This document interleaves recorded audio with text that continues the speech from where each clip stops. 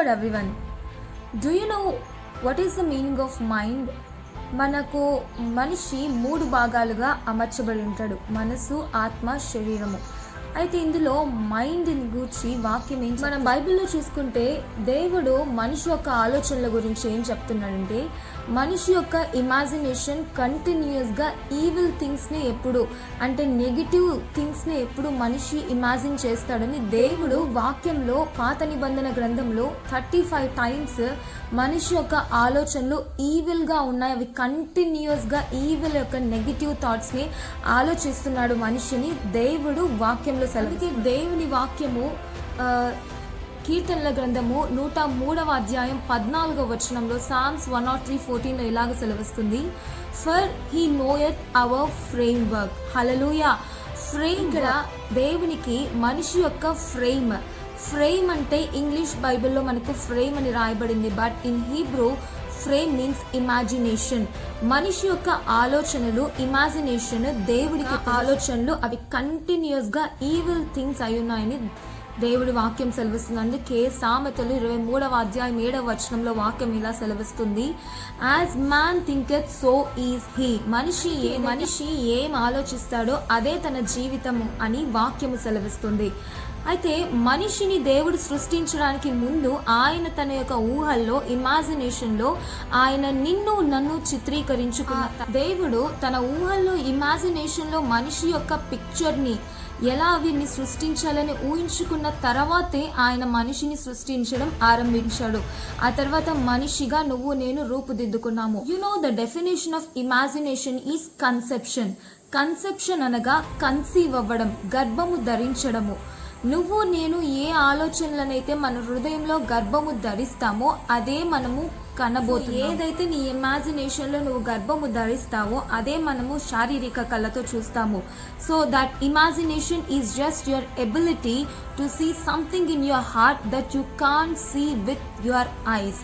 నువ్వు శారీరక కళ్ళతో చూడలేకపోవడము, అది నీ హృదయములో ఉన్న ఆలోచన, అదే నీ పిక్చరైజ్ అయి ఉంటుంది.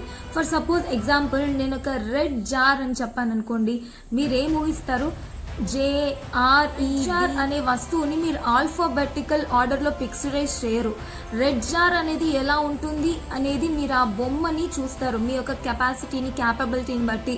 లేదా మీరు ఎక్కడైనా దాన్ని చూసి ఉంటే దాన్ని కొంతమంది కొన్ని విధాలుగా, సో ఆ యొక్క కొంతమంది దాన్ని ఫ్లవర్తో డెకరేట్ అయిన రెడ్ జార్ని, లేదా ప్లెయిన్ రెడ్ జార్ని, లేదా బిగ్ రెడ్ జార్ని మనము చూడడము, ఇమాజిన్ చేయడము ఆరంభిస్తాం. మనం ఆల్ఫాబెటికల్ వైజ్గా దాన్ని ఇమాజిన్ చేయము, పిక్చరైజ్ చేస్తాం. ఆ పిక్చర్ ఎలా ఉంటుంది అనేది మనం ఇమాజిన్ చేస్తాం. ఫర్ సపోజ్ నేను రెడ్ జార్ కాకోకుండా దీనితో బిగ్ రెడ్ జార్ అని నేను యాడ్ చేశాను అనుకోండి, మీ ఇమాజినేషన్ కూడా చేంజ్ అవుతుంది. నేను వర్డ్ చేంజ్ చేయడం వల్ల మీ ఇమాజినేషన్, ఆ వర్డ్ చేంజ్ చేయడం వల్ల మీ ఇమాజినేషన్ కూడా చేంజ్ అవుతుంది. అందుకే వాక్యము ఏమని అర్థం చెప్తుందంటే, because your imagination is your spiritual ohm, it's where you conceive things. నీ జీవితంలో నువ్వు ఏ మిరాకిల్ని చూడాలని నువ్వు ఆశపడుతున్నావో, ఫస్ట్ ఆఫ్ ఆల్ అది దేవుని వాక్యం మీద ఆధారపడి ఆ వాక్యాన్ని నువ్వు పిక్చరైజ్ చేసినప్పుడు, ఆ వాక్యాన్ని నువ్వు బొమ్మల రూపంలో నీ యొక్క దాన్ని చూసినప్పుడు నువ్వు దాన్ని కంటావు. అందుకే ఫర్ ఎగ్జాంపుల్, ఒక ఉమెన్ కన్సీవ్ అవ్వాలంటే తనకంటూ ఒక రిలేషన్షిప్ ఉండాలి కదా. Without relationship she cannot conceive things like that only. నీ మిరాకిల్ని నువ్వు పొందుకోవాలంటే ప్రార్థించడం మాత్రమే కాదు, కానీ నువ్వు నీ మిరాకిల్ని పొందుకోవాలంటే ఆ మిరాకిల్ని ఫస్ట్ నువ్వు పిక్చరైజ్ చేయాలి. నీకేం కావాలో అది పిక్చరైజ్ చేసినప్పుడు, ఇమాజిన్ చేసినప్పుడు, పిక్చర్ని, ఆ యొక్క మిరాకిల్ని ఇమాజిన్ చేసినప్పుడు, వాక్యంతో దాన్ని నువ్వు ఇమాజిన్ చేసినప్పుడు, అదే నీ జీవితంలో ఆ మిరాకిల్ని ఎప్పుడైతే నువ్వు ఇమాజిన్ చేసి ప్రార్థిస్తావో ఆటోమేటిక్గా ఏదైతే నువ్వు ఇమాజిన్ చేస్తున్నావో, మనిషి హృదయము భూమి లాంటిది. అందులో ఏ వాక్యాన్ని అయితే, ఏ ఇమాజినేషన్ అయితే నువ్వు ఆ సీడ్ని వేస్తావో అదే ఫలించి, అదే మన యొక్క ఫిజికల్ ఐస్తో మనము చూడగలము. నీ హెల్త్ గురించి, ఫినాన్షియల్ గురించి, మ్యారేజ్ గురించి, జాబ్ గురించి, లేదా నువ్వు దేవుని కోసం జీవించాలని నీ మినిస్ట్రీ గురించి ఏదైతే నువ్వు ఇమాజిన్ చేస్తావో, ఏదైతే నువ్వు గర్భం ధరిస్తావో, ఏదైతే నువ్వు, ఒక పెయింటర్ ఉన్నాడు, ఆయన ఆర్ట్ చేయాలనుకుంటున్నాడు, ఒక మంచి పెయింటింగ్ చేయాలనుకుంటున్నాడు. ఆయన ఏం చేస్తాడు, ఆయన దగ్గర ఉన్న బ్రష్ తీసుకొని ఇంక్లో డిప్ చేసి ఆయన పెయింట్ వేయడం స్టార్ట్ చేస్తాడు.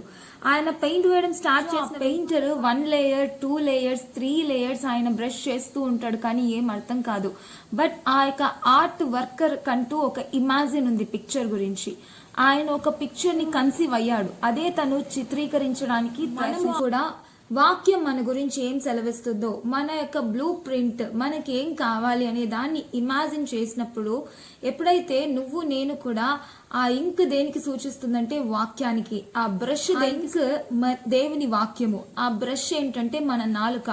ఎప్పుడైతే ఈ నాలుక మీద నువ్వు ఏదైతే వాక్యాన్ని కన్సీవ్ అయ్యి దాన్నే మాట్లాడుతూ నెమ్మరవేస్తూ ఇమాజిన్ చేస్తావో, అప్పుడు ఆటోమేటిక్ గా మిరాకిల్స్ ని మన జీవితం, ఏదైతే మిరాకిల్ నీ జీవితంలో నువ్వు ఆశిస్తున్నావో అదే నువ్వు కన్సీవ్ అయ్యి, అదే నువ్వు మాట్లాడి, అదే ఇమాజిన్ చేసి నీ జీవితంలో నువ్వు కోరుకుంటున్న మిరాకిల్ ని మనం సంపాదించుకోవచ్చు. ఆమేన్.